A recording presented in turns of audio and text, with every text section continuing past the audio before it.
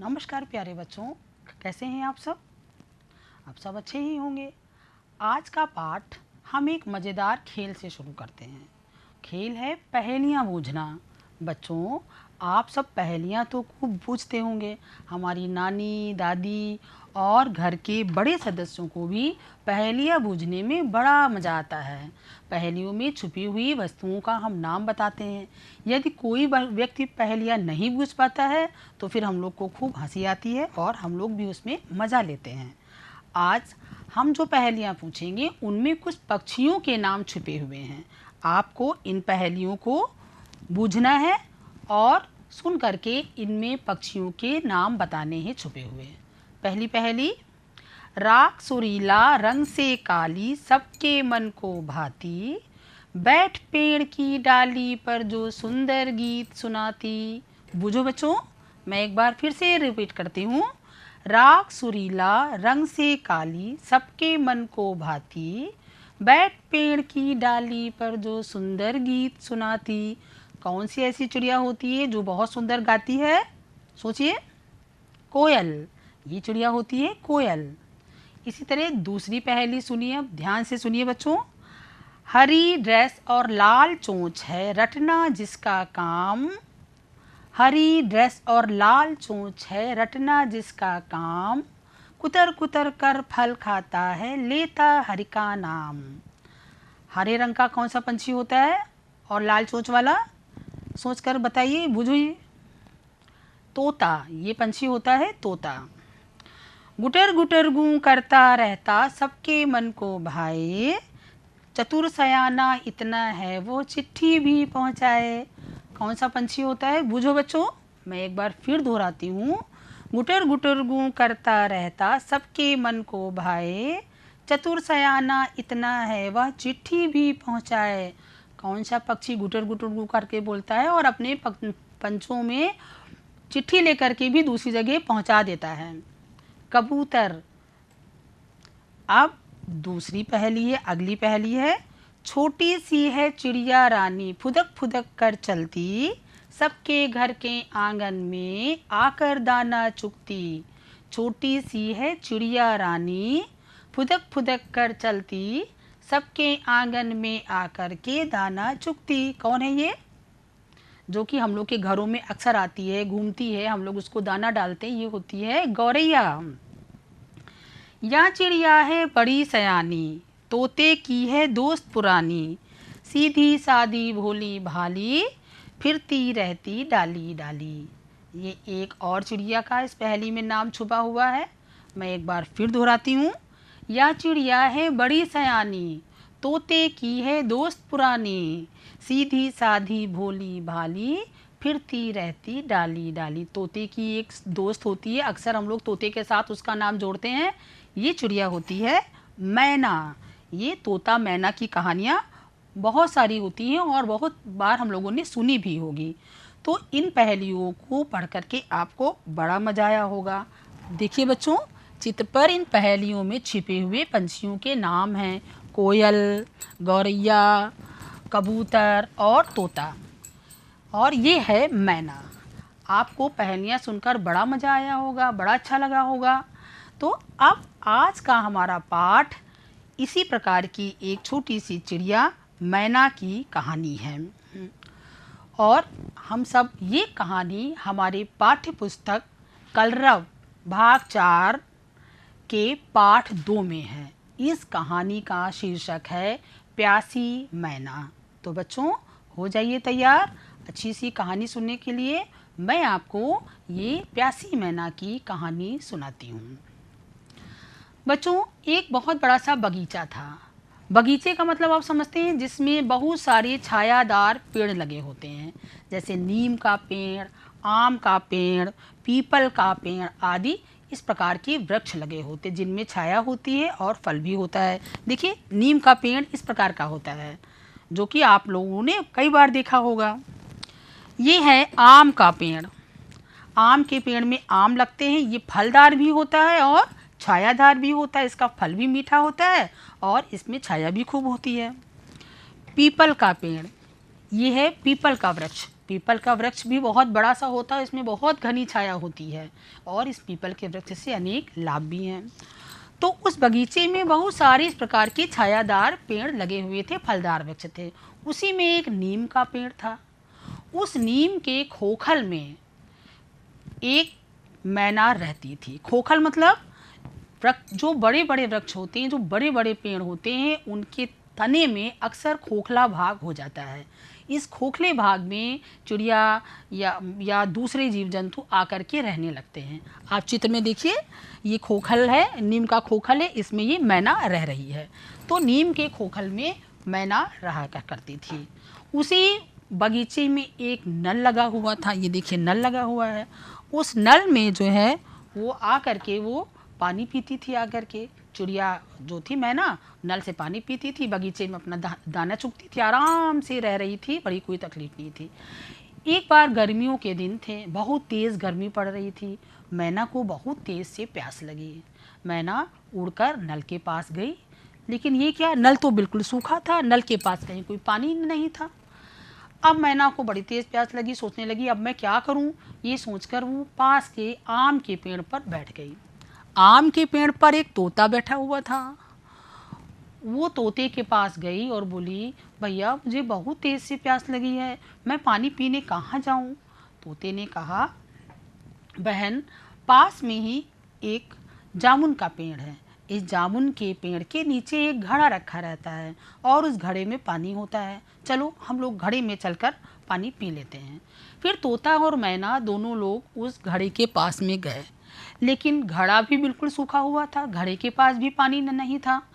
अब तो मैना और भी ज़्यादा दुखी हो गई, बोली अब क्या करूं, अब तो मैं बहुत परेशान हूं। तभी उसने देखा कि जामुन के पेड़ के ऊपर एक कबूतर बैठा हुआ था।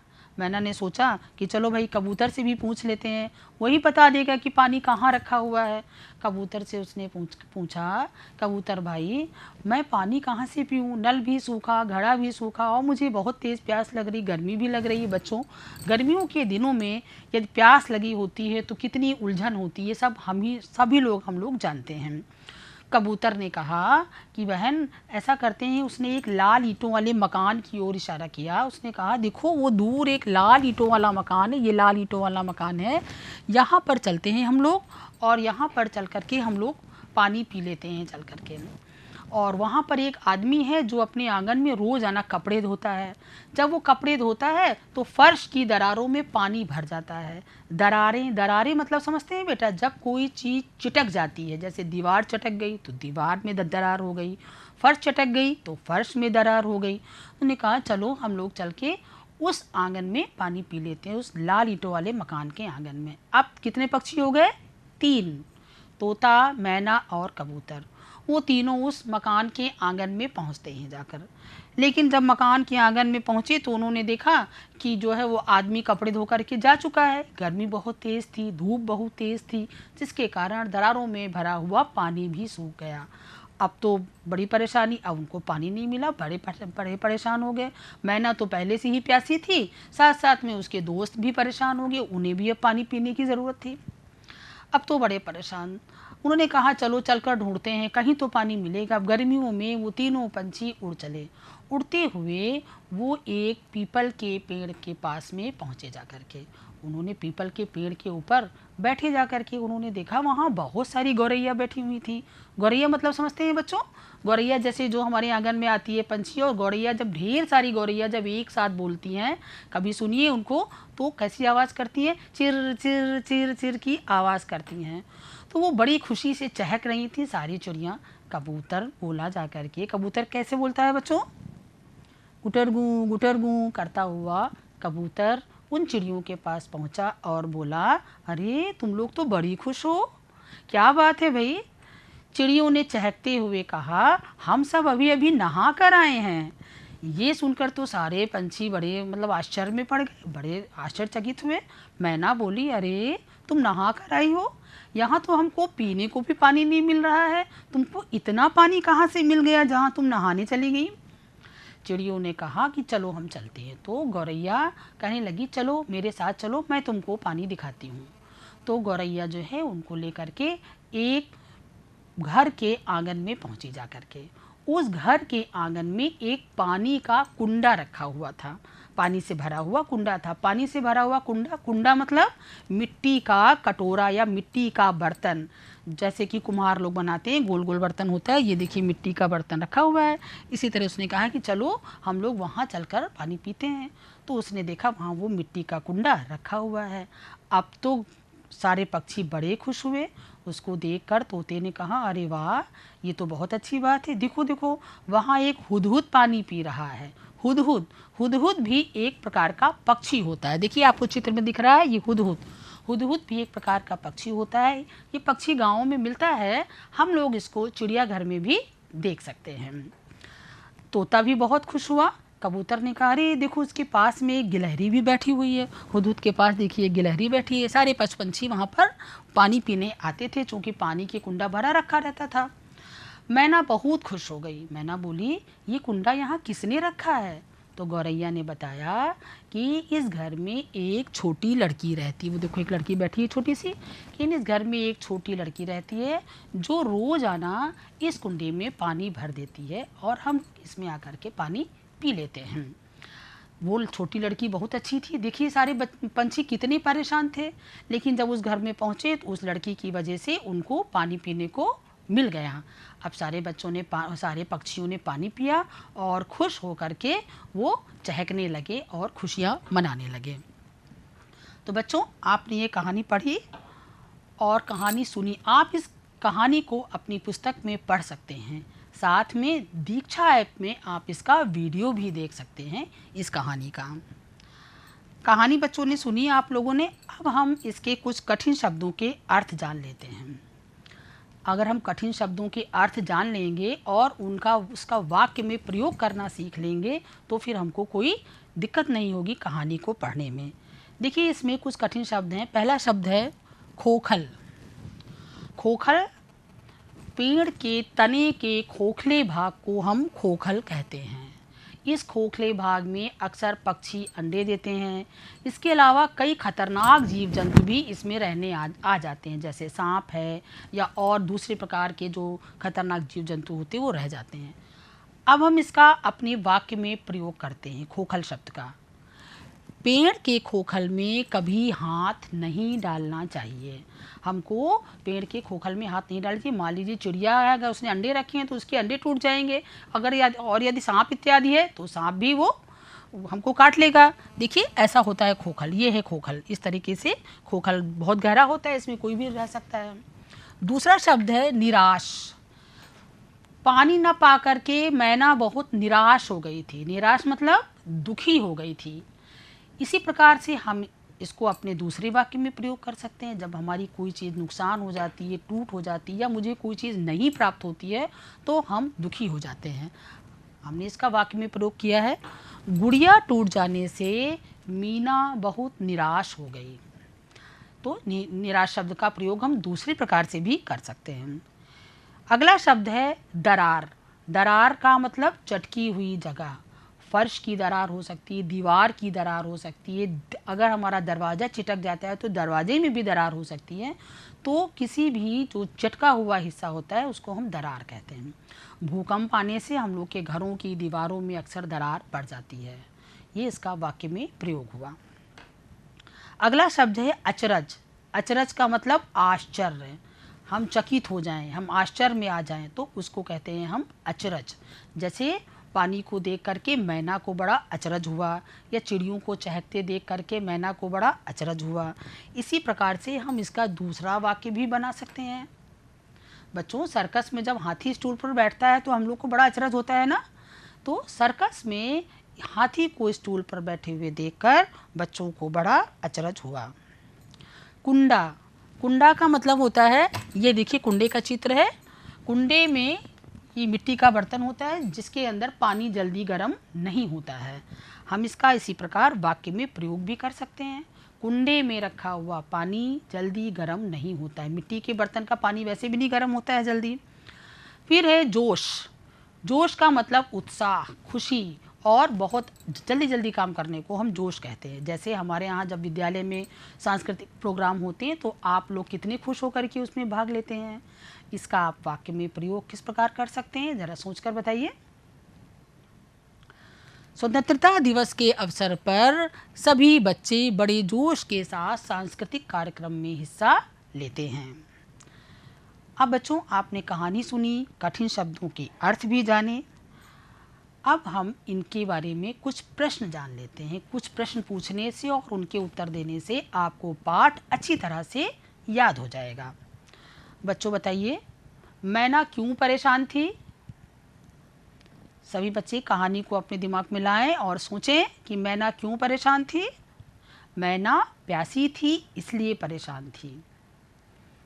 अगला प्रश्न, तोता किस पेड़ पर बैठा था? तोता आम के पेड़ पर बैठा था। कबूतर ने कहाँ जाने के लिए कहा? कबूतर ने क्या बताया था तोता और मैना को? कबूतर ने लाल ईंटों वाले मकान के आंगन में जाने के लिए कहा था। गौरैया कहाँ बैठी हुई थी?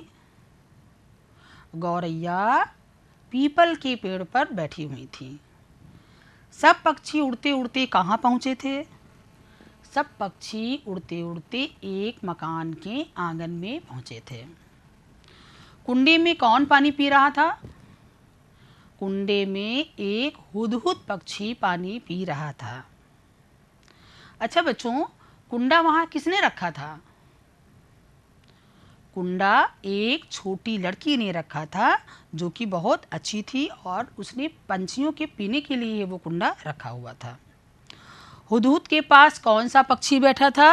हुदहुद के पास पक्षी तो कोई नहीं बैठा था, वहाँ पर एक गिलहरी बैठी हुई थी। देखिए यहाँ पर एक गिलहरी बैठी हुई है। इस प्रकार से आप लोगों ने ये प्रश्नों के उत्तर देखे। अब आपको पाठ अच्छी प्रकार से समझ आ चुका होगा। बच्चों, कहानी सुनने के बाद में, कठिन शब्दों का अर्थ जानने के बाद में और प्रश्नों के उत्तर देने के बाद अब समय आता है हमारे अभ्यास कार्य का। हम लोग कुछ अभ्यास कार्य कर लेते हैं।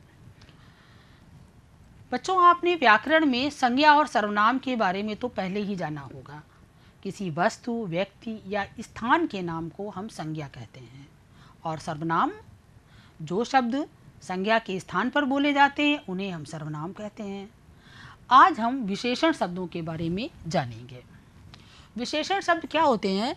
जो शब्द संज्ञा या सर्वनाम शब्द की विशेषता बताते हैं उन्हें हम विशेषण कहते हैं। मतलब जो शब्द ये बताएं कि कोई भी चीज़ या कोई भी वस्तु कैसी है उसे हम विशेषण कहेंगे। जैसे सुंदर फूल। अब सुंदर फूल, फूल क्या है? वो संज्ञा है। फूल कैसा है? फूल सुंदर है। तो सुंदर शब्द जो है वो फूल के बारे में हमको बता रहा है, तो ये सुंदर शब्द विशेषण हुआ।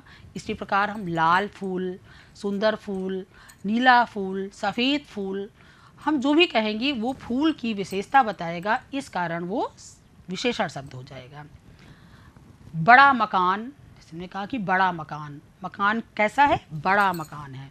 बड़ा शब्द जो है वो मकान की विशेषता बता रहा है। छोटा मकान भी हो सकता है, रंग बिरंगा मकान भी हो सकता है, रंगीन मकान भी हो सकता है। तो ये शब्द जो है उस मकान की विशेषता बता रहे हैं, इस कारण या विशेषण शब्द हैं। सफ़ेद गाय, इसी प्रकार जैसे सफ़ेद गाय है, सफ़ेद गाय, सफ़ेद शब्द विशेषण है और गाय संज्ञा। गाय कैसी है? सफ़ेद है। काली या भूरी या जो भी शब्द हम इसके साथ इस्तेमाल करेंगे या प्रयोग करेंगे वो विशेषण ही शब्द होगा। अब बच्चों, हम आपको कुछ संज्ञा शब्द दिखाते हैं, इनके साथ में आप उचित विशेषण जोड़िए। जैसे पहला है डाल।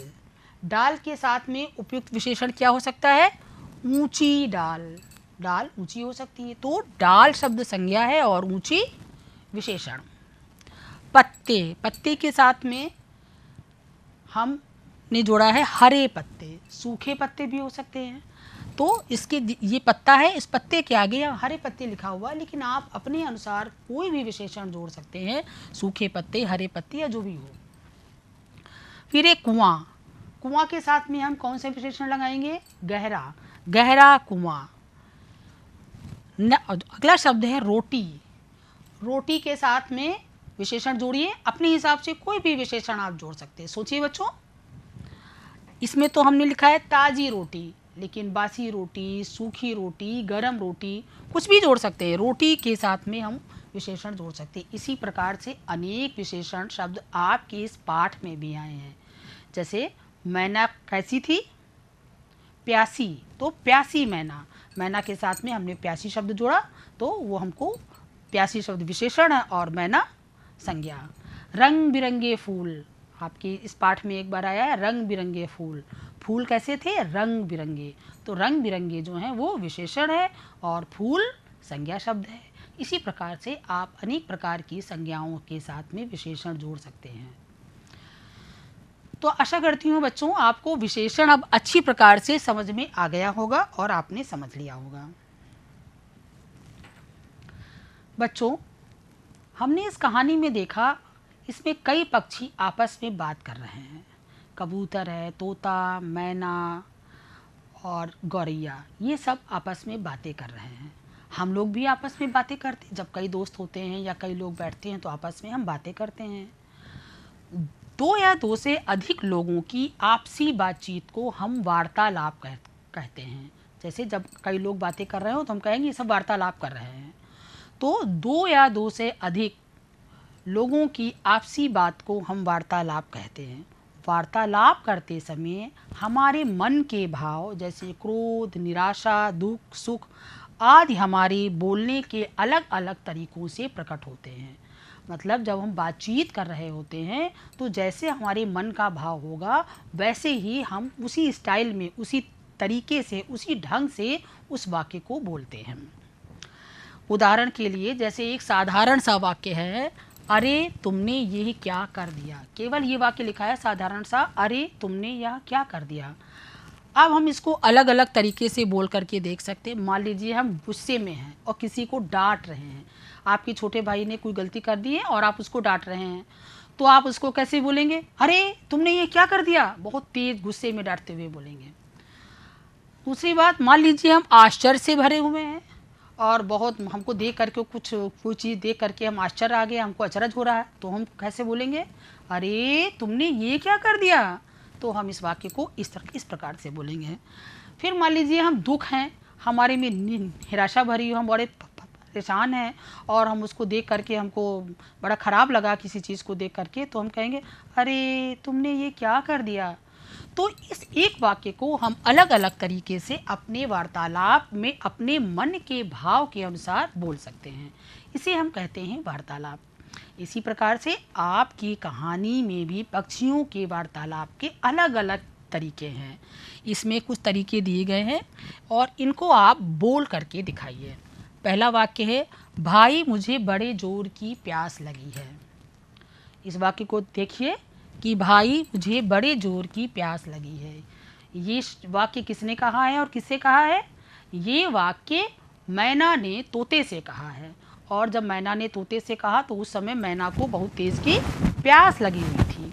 तो वो कैसी थी? वो निराश हो गई थी पानी न मिलने के कारण। नल में जब उसको पानी नहीं मिला तो उसने इस वाक्य को कैसे बोला होगा? ज़रा दुख से बोल करके सभी बच्चे मेरे साथ भी बोलेंगे, मैं बोलूँगी तो सब बोलेंगे। भाई मुझे बड़े ज़ोर की प्यास लगी है। तो उसने दुख से बोला कि भाई मुझे बड़े ज़ोर की प्यास लगी है। तो आप इसको इस तरह से बोल सकते हैं। अगला वाक्य है, हम सब अभी अभी नहा कर आए हैं। हम सब अभी अभी नहा कर आए हैं। याद करिए कहानी को और सोचिए कि ये वाक्य इसमें किसने कहा है? ये वाक्य चिड़ियों ने, गौरैया चिड़ियों ने उन तीनों पंछियों से कहा। तो उन्होंने कहा कि वो लोग चहक रही थी, बोली अरे हम सब अभी अभी नहा कर आए हैं। तीसरा वाक्य है, अरे देखो उस कुंडे में पानी है।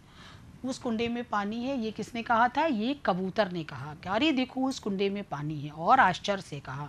तो उसने इस वाक्य को कैसे बोला होगा? अरे देखो उस कुंडे में पानी है।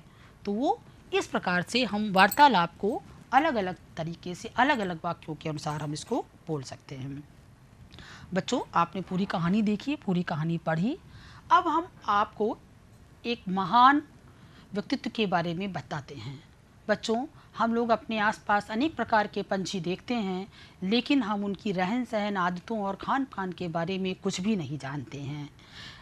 ऐसे लेकिन हमारे देश के एक महान वैज्ञानिक, पक्षी वैज्ञानिक सालिम अली थे, जिन्होंने पक्षियों के बारे में बहुत अध्ययन किया। डॉक्टर सालिम अली का जन्म 12 नवंबर सन 1896 को मुंबई में हुआ था। इनका पूरा नाम सालिम मोइनुद्दीन मोहम्मद अली था। इन्हें बचपन से ही पक्षियों में बड़ी रुचि थी। इन्होंने पक्षियों के रहने के तरीकों और उनकी आदतों पर गहन अध्ययन किया था। इन्होंने बया पक्षी, जिसका कि घोंसला लटका हुआ होता, उसके बारे में बहुत अध्ययन किया था। इन्हें भारत के और विश्व के अनेक पुरस्कारों से सम्मानित किया गया था। इनको भारत का सबसे महान पुरस्कार पद्म विभूषण भी दिया गया था और इनकी मृत्यु 20 जून सन 1987 को हुई थी। सालिम अली को पक्षियों के बारे में इतनी जानकारी थी बच्चों कि उनको भारत का बर्ड मैन कहा जाता। बर्ड मतलब चिड़िया और मैन मतलब वो बर्ड, चिड़ियों के बारे में इतनी जानकारी रखते थे और वो जा कर के घंटों जा कर के बगीचे जंगलों में जा कर के उनको देखा करते थे, इसलिए उनको हम बर्ड मैन भी कहते हैं। बच्चों, आप लोग भी किसी पक्षी को या किसी भी चिड़िया को आप देख करके आप भी उसके बारे में तरह तरह की जानकारी इकट्ठी कर सकते हैं। अब ये सारी कहानी आपने पढ़ी, अब आप बताइए कि हम लोग क्या करेंगे, हमको इस कहानी से क्या सीख मिलती है। बच्चों, हमें छायादार वृक्ष लगाने चाहिए, क्योंकि इन्हीं वृक्षों पर पक्षी अपने घोंसले बनाते हैं।